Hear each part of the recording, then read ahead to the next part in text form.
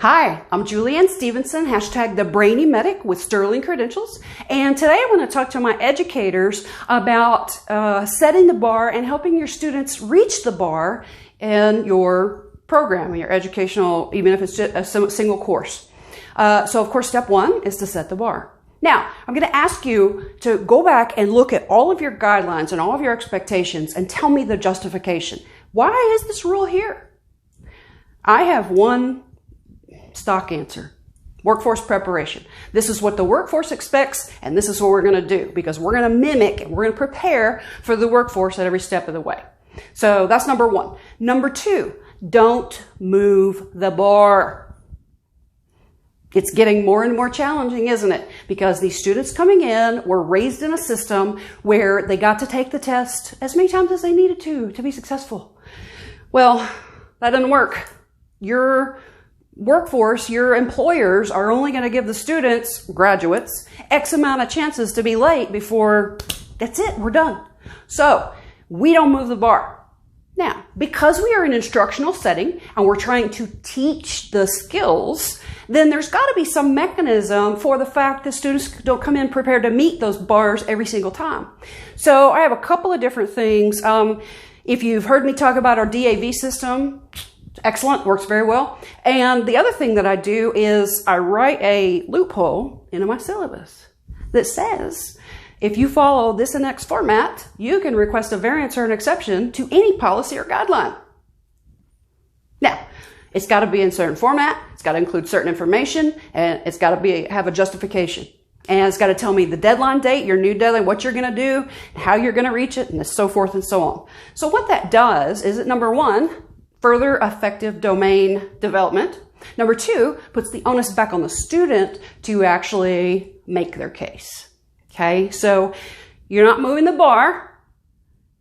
You're requiring a little bit of work to get an exception or variance, but it gives us a little bit of wiggle room for those always and never kind of statements that we have available.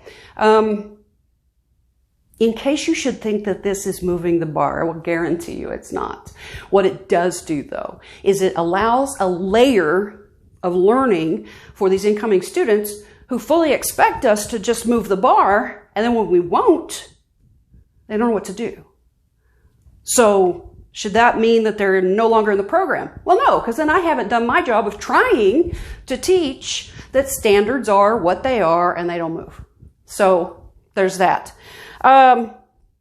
Number three, and probably the most important, your students have to know how much you care about their success. My job here is not to fail you out. My job here is to boost you to success. When I first started teaching, I maintained a pretty significant formal barrier between myself and my students. On the liability hand, that's very protective, but on the success hand, that's very destructive. Because if this is just transactional, if this is just a business transaction for the student or from the student's point of view, then they can't find the extra oomph to perform. I mean, let's face it, human motivation, sure, it's internal. That's the reason they enrolled in your class in the first place. But the reality is, if we're not supported by the people around us, then we are weaker.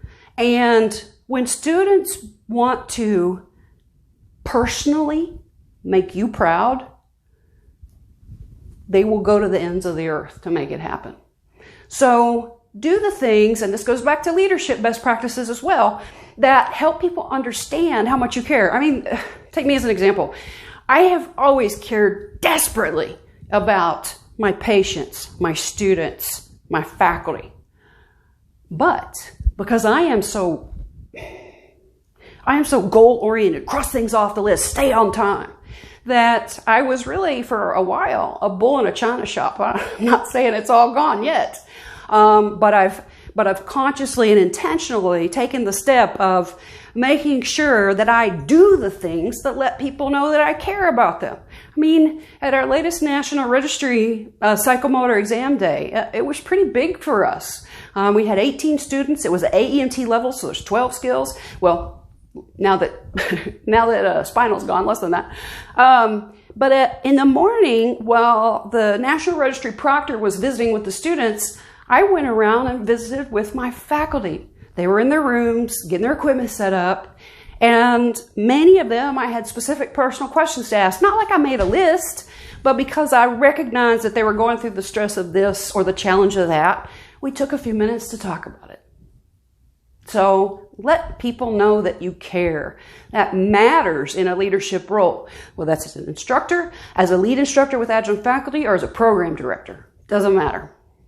I think that's all I have for today. I hope you have a fantastic day and join me next time.